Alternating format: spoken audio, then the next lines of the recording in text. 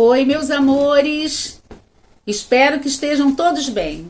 Estamos com muita saudade, mas essa é a oportunidade de estarmos, estreitando os nossos laços de amizade. Vamos dar prosseguimento com muita alegria, aqui com muita boa vontade, com muito carinho, ao estudo das obras de André Luiz pelo livro Nosso Lar. Já estamos no capítulo 11, rapidinho, né? O capítulo 11 é Notícias do Plano. Continua-se ainda se localizando, nos apresentando a colônia, fazendo com que a gente compreenda como é a dinâmica da vida numa colônia espiritual. Depois, no finalzinho, a gente vê aqui algumas referências dentro de livros ou da codificação ou livros que são fundamentados na codificação, tá? Então, esse capítulo, Notícias do Plano, fala das relações amistosas que existem entre colônias espirituais e descreve como se processa a ascensão do trabalhador em nosso lar. Eu acho assim, né? Claro que uma casa espírita, ela é um polozinho miudinho, a colônia espiritual, né? Mas sou eu que estou fazendo essa leitura. É como se desse para a gente fazer uma pequena comparação, né? Porque, em primeiro lugar, a casa espírita se estabelece em cima de relações amistosas. A minha casa religiosa, né, o Humildade e Amor, que eu já frequento há mais ou menos uns 24, 25 anos, ali a gente faz amizade, a gente solidifica conhecimentos, faz troca, preocupa-se um com os outros, mostra o nosso carinho, e isso nos auxilia. Todos nós estamos com o mesmo ideal, não é isso? Voltados para o mesmo objetivo. E isso dá uma alegria muito grande, e às vezes a gente até pensa assim, não estou sozinho, estamos juntos, estamos caminhando de mão dada. E as colônias espirituais também são assim. Elas existem, diversas colônias espirituais, né? E elas se solidarizam umas com as outras e fazem um trabalho específico. Cada colônia tem, de repente, uma determinada um rumo, né, de atendimento e de trabalho na obra do Pai, e as casas religiosas também.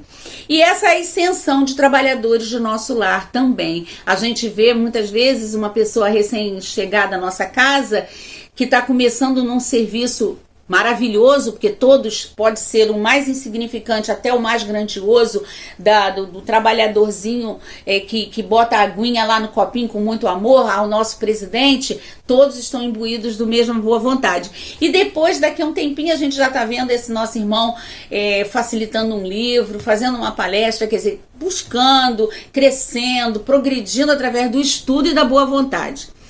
E as nossas casas também, né? Eu frequento Humildade e Amor, mas me sinto completamente à vontade no Centro Emmanuel, ao lado de vocês, que sempre recebem a gente com tanto carinho e que a gente se sente também fazendo parte dessa casa. Então isso para nós também é uma dádiva, uma bênção que a gente tem que estar sempre agradecendo.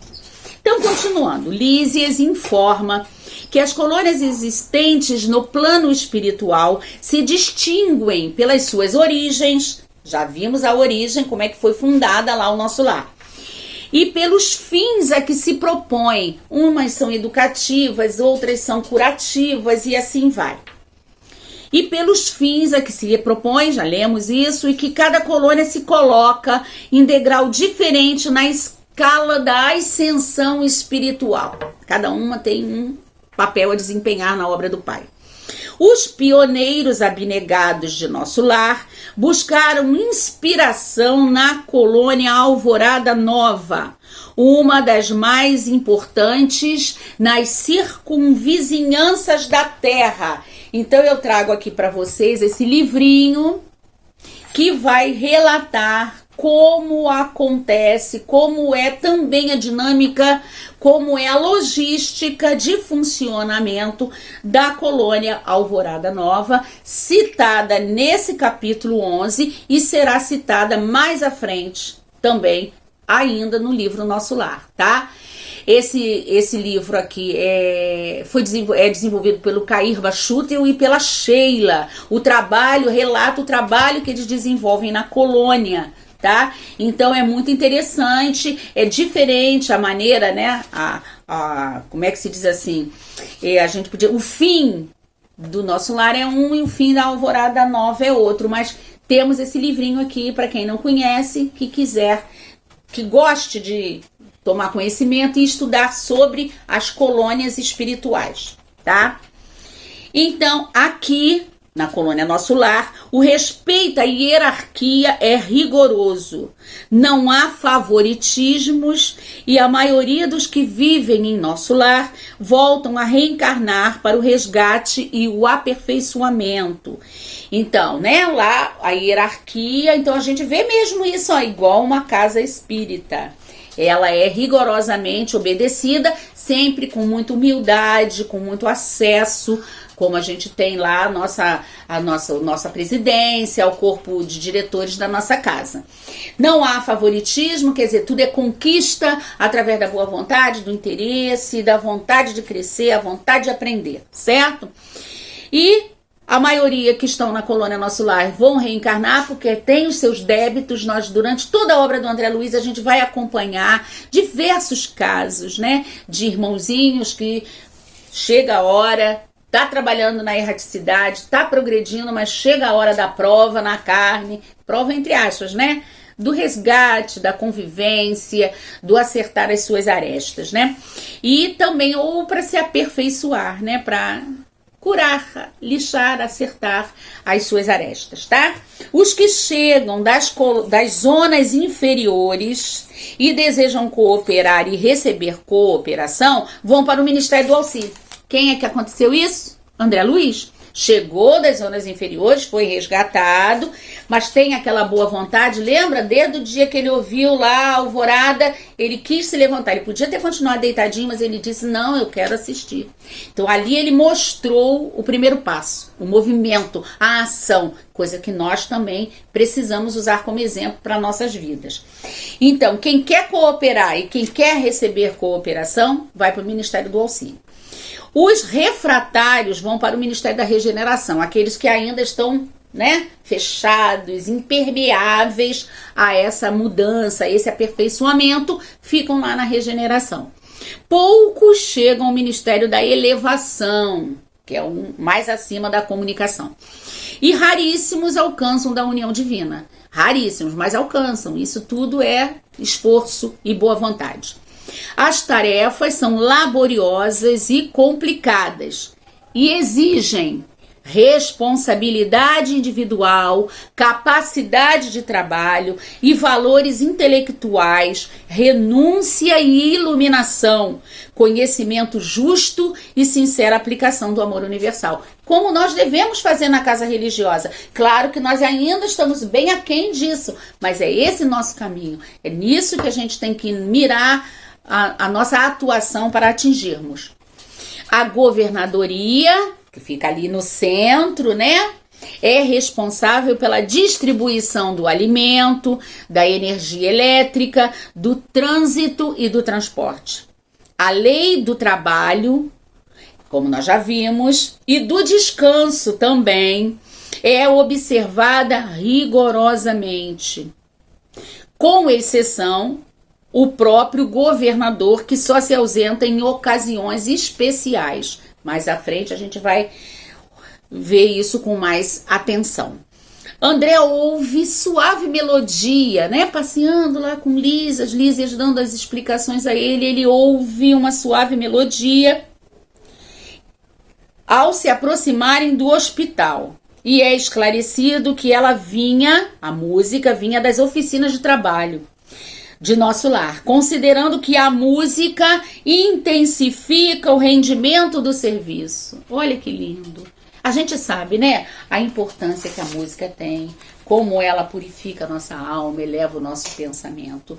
Então eu trago para vocês aqui uma referência de um livrinho do Leon Denis, que vai falar sobre o espiritismo na arte. Esse livro é lindo, ele vai falar de diversos tipos de arte e vai falar também sobre a música, a importância da música. Então nós temos aqui na página 72 um parágrafo que nos é dito o seguinte: a influência da música é imensa e, segundo os indivíduos, reveste-se das mais diferentes formas. Os sons graves e profundos agem sobre nós de tal maneira que o melhor de nós mesmos se exterioriza. A alma se desprende e sobe até as fontes vivas da inspiração. A gente aqui fica pensando, né? Lá na nossa casa a gente tem um coral, a gente tem umas pérolas do CEA, né? Pessoas que cantam. E como isso nos traz alegria, enche nossos olhos de lágrimas, né? Mexe mesmo com o nosso sentimento. Então a gente tem que valorizar sempre, valorizar cada vez mais. Continuando então aí na referência desse livrinho do Leon Denis, O Espiritismo na Arte, nós vamos para a página 92, que é dito que, página 92, estou achando aqui, a música é uma impressão especial que invade todo o nosso ser fluídico, lança-o no êxtase, na beatitude, faz com que ele sinta sensações de alegria no nosso coração, de quietude, de angústia, de desgosto, de dor, de pena, de remorso. Então eles estão querendo exprimir para nós aqui que a música tem a extensão da música, ela tem esse poder de despertar em nós o melhor ou o pior, né? Aí depende da gente também selecionar o que a gente ouve, que música a gente traz para nós. Na página 99, ele vai dizer aqui que a música é a voz dos céus profundos. Isso é lindo. Eles descrevem aqui como repercute as notas musicais no universo sem fim, revigorando todo o planeta. Na página 112 vai dizer que a música é sustentada, quando ela é sustentada por nobres palavras, a harmonia musical pode elevar as almas até as regiões celestes. E isso é quase sempre o que acontece com a música religiosa, a música no canto sacro, ou as músicas também, até a gente poderia dizer, do dia a dia, mas que trazem sempre mensagens maravilhosas, mensagens edificantes, e a gente sabe que nós temos diversos compositores que trazem isso para nós, tá? Então fica aí como referência para vocês esse livrinho. Quem tem interesse em ver, aqui vai falar sobre as cores, sobre a música, sobre a arte de modo geral, a poesia, a arquitetura. É muito bonito esse livro, tá? E eu até fico me lembrando de um livro que tem do André Luiz, que eu não vou falar o livro porque sabe lá se de repente a gente depois vai até estudar ele. Aliás, vou falar assim, né? Obreiros na Vida Eterna. Uma equipe da colônia vai resgatar irmãozinhos que estão numa zona muito trevosa e estão sendo assediados por irmãos umbralinos. E existia, mentalmente, claro, em volta desse posto de socorro, existia um fosso. Que esse fosse para impedir o acesso desses irmãos umbralinos. Quando a equipe espiritual vai resgatar os irmãozinhos que estão nas regiões umbralinas, mas já estão prontos, já estão aptos a serem tratados, a serem trazidos para a colônia e começar o seu trabalho de melhoria, o que acontece? Esses irmãozinhos estão enfraquecidos, tanto fisicamente, né, perispiritualmente, tanto emocionalmente, e o assédio, a gritaria, aquela baderna, desestabiliza eles. Então, o resgate, os irmãos que vão resgatar, não conseguem trazer, porque é o peso, eles não conseguem volitar. Aí ficaram assim, tanto receosos que eles iriam cair no fosso. Então alguém da equipe que foi resgatar fala assim, vamos cantar. Isso é assim, eu tô falando assim a grosso modo, né, o que ficou na minha memória. Aí todo mundo começa a cantar. Se dão as mãos, a equipe dos que resgatam e dos resgatados, se dão as mãos e começam a cantar. O que acontece? Eles volitam, e entram dentro da colônia e são atendidos e são resgatados e conseguem ter acesso ao posto de socorro. Isso mostra o quanto a música canaliza a nossa emoção. Às vezes, quando você está muito conturbada, você vai fazer uma prece, você às vezes está com um pensamento, ele se esvai toda hora. Mas se você cantar, a música tem esse poder de equilibrar os seus sentimentos. É até por isso, fica até como uma sugestão, que de um tempo para cá, eu e a minha filha, que fazemos o culto do Evangelho lá todos os dias, nós incorporamos no culto do Evangelho uma música. Sempre a gente tá lá no Carlinhos Conceição, né? Tim e Vanessa, Júnior Vidal, e assim vai, né? O coral da nossa casa. E isso faz com que melhore, né, o nosso padrão vibratório. E para concluir, eu deixo também como referência esse outro livrinho para quem gosta desse assunto sobre colônias espirituais. Nós temos esse livrinho aqui da Lúcia Loureiro e ela vai coadunar as informações que ela traz para nós com diversos aspectos que estão nessa conversa de André Luiz com Lísias, nesse passeio que eles fazem para conhecer a colônia Nosso Lar. Temos também no livro dos Espíritos, nós temos no capítulo 6 da segunda parte, que é da vida espírita, e Kardec vai conversar aqui um pouco com os irmãozinhos que o auxiliaram na codificação sobre os mundos transitórios. Exatamente, a colônia Nosso Lar é um mundo transitório.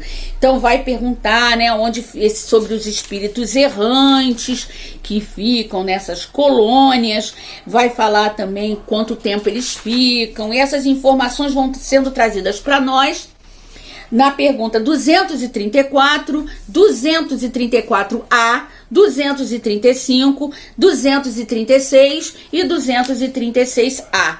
E vai nos dizer que esses mundos transitórios são o quê?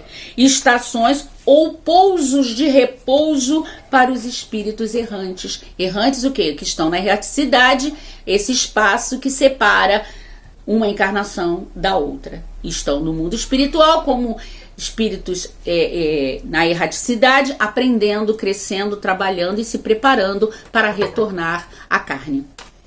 Obrigado, meus amores, um beijinho, uma excelente semana para vocês.